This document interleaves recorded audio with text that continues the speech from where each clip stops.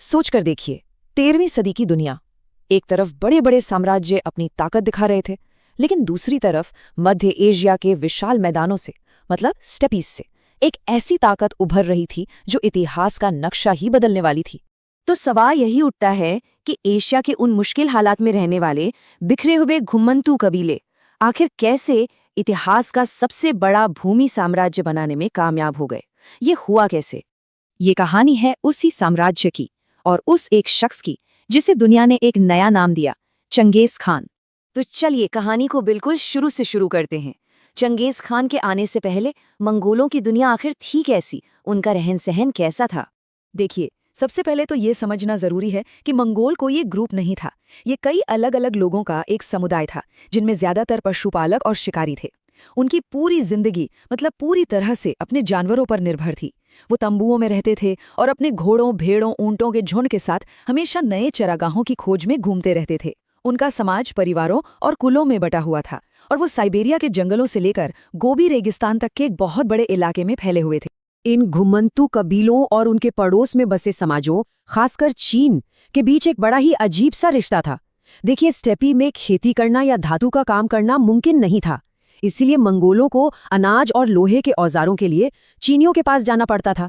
बदले में वो उन्हें घोड़े, जानवरों की खाल और शिकार का सामान देते थे। मतलब एक जरूरत का रिश्ता था, लेकिन यही जरूरत अक्सर दोनों के बीच तनाव की वजह भी बन जाती थी। और जब भी ये तनाव बढ़ता तो लड़ाई झगड़ा होना लाजमी था। जब व्यापार रुक जाता तो ये कबीले चीन के सीमावर्ती शहरों पर हमले कर देते थे, और इन्हीं लगातार हमलों से बचने के लिए चीनी शासकों ने किलेबंदी करनी शुरू की। और वही किलेबंदी आज हम सबको the great wall of China के नाम से पता है। ये दीवार इस बात का सबूत है कि इन दो दुनियाओं का रिश्ता कितना नाजुक था। तो अब सीन सेट हो चुका है, एक अस्थिर और बंटी हुई दुनिया, और इसी दुनिया से एक ऐसे लीडर का उदय हुआ जिसने सब कुछ बदल दिया और इन सभी लड़ाकू जनजातियों को एक झंडे के नीचे ले आया। कहानी शुरू होती है 1162 में उन्होंने नदी के पास पैदा हुए एक बच्चे से, जिसका नाम था तेमुजिन। उसके पिता की हत्या के बाद उसका बचपन बेहद मुश्किलों में बीता। गुलामी, गरीबी, सब कुछ देखा। लेकिन 1180 के दशक तक उसने अपनी हिम्मत और लीडरशिप से ताकतवर दोस्त बना लिए। 1203 आते आते उसने एक एक करके अपने बड़े दुश्मन कबीलों जैसे ततार और कैराइट को हरा दिया। और फिर आया साल 1206, जब एक बहुत बड़ी सभा में उसे सभी मंगोलों का लीडर मान लिया गया। इस बड़ी सभा को कहते थे कुरिलताय। ये एक तरह से मंगोल सरदारों की पार्लियामेंट थी, जहां सारे बड़े फैसले लिए जाते थे। और 1206 की ये कुरिलताई ऐतिहासिक थी, क्योंकि यहीं पर तेमुजिन को एक नया टाइटल, एक नई उपाधि दी गई जो उसकी ताकत का प्रतीक थी। और वो टाइटल था चंगेज खान। इसका मतलब होता है ओशानिक खान या यूनिवर्सल रूलर, एक ऐसा शासक जिसकी सत्ता की कोई सीमा ना हो। ये सिर्फ एक नाम नहीं था, ये एक ऐलान था कि अब वो इन बिखरे हुए मंगोल लोगों का अकेला और सबसे बड़ा नेता है। लेकिन सिर्फ कबीलों को एक साथ लाना तो पहली सीढ़ी थी। असली चैलेंज तो ये था कि इस भीड़ को एक ऐसी अजय फौज में कैसे बदला जाए जो दुनिया जीत सके। चंगेज खान ने ये कैसे किया? इसका जवाब उसके मिलिट्री जीनियस में छिपा था। उसने सेना को पूरी तरह से बदल डाला, एक बहुत ही सिंपल आइडिया के साथ, डेसिमल सिस्टम। उसने सेना को 10 के ग्रुप्स में बांटा। 10 सिपाहियों की सबसे छोटी यूनिट, फिर 100 की, फिर 1000 की, और सबसे ऊपर 10,000 सिपाहियों की यूनिट, जिसे तुमेन कहते थे। इससे हुआ ये कि पुरानी कबीले की वफादारियां खत्म हो गईं। अब सिपाही अपने कबीले के लिए नहीं, सीधे खान के लिए लड़ते थे। और मंगोल सेना के पास सिर्फ ये सिस्टम ही नहीं था, उनकी खूबियां उन्हें लगभग अपराजय बनाती थीं। घुड़सवारी और तीरंदाजी में तो उनका कोई मुकाबला ही नहीं था। मतलब दौड़ते घोड़े पर भी उनका निशाना नहीं चूकता था। वो नई चीजें सीखने में भी माहिर थे। उन्होंने दुश्मनों से ही किले तोड़ने की टेक्नोलॉजी सीखी, जैसे नैफ्था बमबारी। लेकिन उनका सबसे बड़ा हथियार थी उनकी स्पीड। वो इतनी तेजी से आगे बढ़ते थे कि दुश्मन को संभलने का मौका ही नहीं मिलता था। लेकिन चंगेज खान सिर्फ एक योद्धा नहीं था, वो एक शानदार एडमिनिस्ट्रेटर भी था। उसने एक कानून बनाया जिसे कहते हैं यास। ये सिर्फ सजा और जुर्माने का कानून नहीं था। इसमें सेना, शिकार, व्यापार और यहाँ तक कि पोस्टल सिस्टम, सबके लिए नियम थे। इसका सबसे बड़ा काम था सदियों से चली आ रही कबीलों के लड़ाइयों को खत्म करना और सबको एक ही कानून के नीचे लाना। एक तरह से ये मंगोल लोगों का पहला संविधान था। तो ठीक है, साम्राज्य बन गया, सेना तैयार है, लेकिन इतने बड़े एम्पायर को चलाया कैसे जाता था, वो भी उस जमाने में बिना आज की टेक्नोलॉजी के?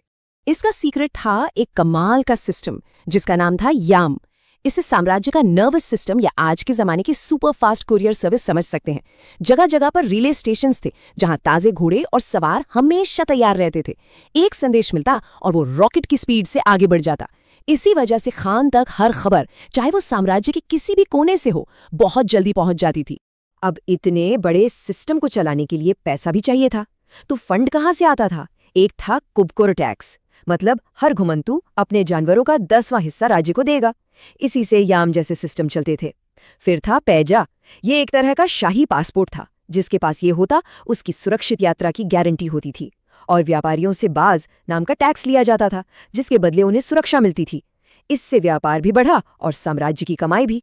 एक और स्मार्ट मूव था साम्राज्य का बंटवारा। चंगेज खान ने पूरे एम्पायर को एक जगह से कंट्रोल करने की कोशिश नहीं की।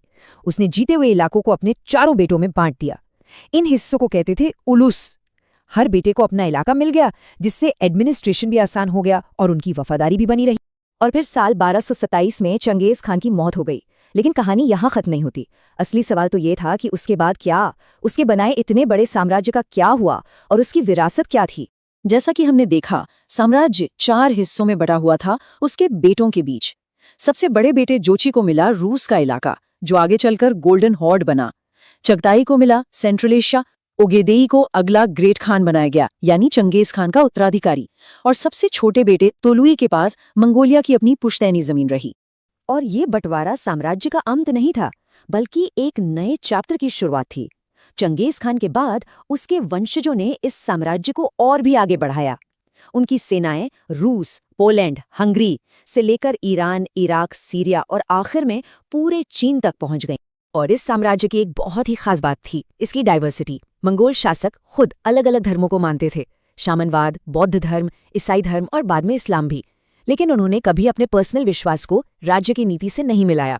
उनका एडमिनिस्ट्रेशन और सेना एक असली मेल्टिंग पॉट थे, जहां अलग अलग बैकग्राउंड, भाषा और मजहब के लोग काम करते थे, सिर्फ अपनी काबिलियत के दम। तो आखिर में चंगेज खान था कौन? उसकी विरासत के 2 बिल्कुल अलग पहलू हैं, एकदम ऑपोजिट। एक तरफ वो एक नेशन बिल्डर था, बिखरे हुए कबीलों को एक किया, एक इतना बड़ा एम्पायर बनाया, सिल्क रोड जैसे व्यापार मार्गों को फिर से जिंदा कर दिया। लेकिन सिक्के का दूसरा पहलू भी है। वो एक बेहद क्रूर विजेता था।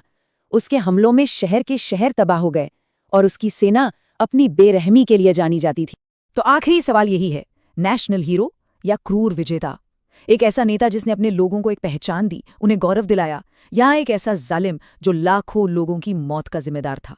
चंगेज खान की ये विरासत आज भी दुनिया को 2 हिस्सों में बांटती है। और ये एक ऐसा सवाल है जिसका जवाब शायद कभी एक नहीं हो